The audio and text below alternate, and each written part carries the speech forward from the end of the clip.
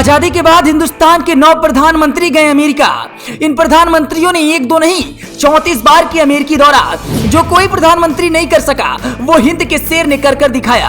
1 2 या 10 20 नहीं, पूरे 180 देश ने माना मोदी का लोहा। हिंदुस्तान की ताकत देख पाकिस्तान और विरोधियों की उड़ जाएगी नींद। दिन रात मोदी को कोसने वाले देख लो हिंद के शेर मोदी की ताकत।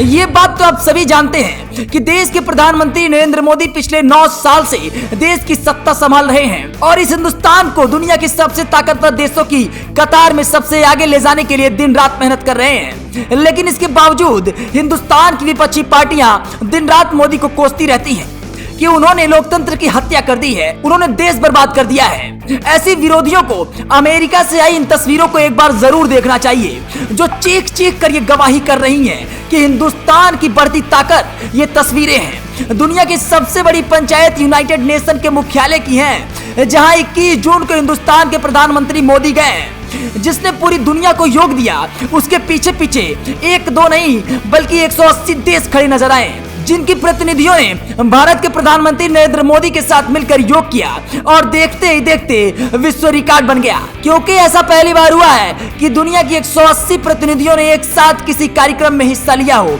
और ये संभव हो सका है भारत के प्रधानमंत्री नरेंद्र मोदी के दम पर, जिनकी मौजूदगी में गिनीज वर्ल्ड रिकॉर्ड में आधिकारिक निर्णायक और प्रवक्ता माइकल एम फिक ने बताया संयुक्त राष्ट्र में प्रधानमंत्री नरेंद्र मोदी के नेतृत्व में योग सत्र में सबसे ज्यादा देशों के लोग ने भागीदारी की है। मामले को गिनीज वर्ल्ड रिकॉर्ड बनाया गया है। यूएन मुख्यालय में विश्व रिकॉर्ड बनते हुए देख पीएम मोदी ने लोगों का आभार जताते हुए कहा, मुझे बताया गया कि लगभग हर राष्ट्रीयता के लोग आज यहाँ पर मौजूद होंगे।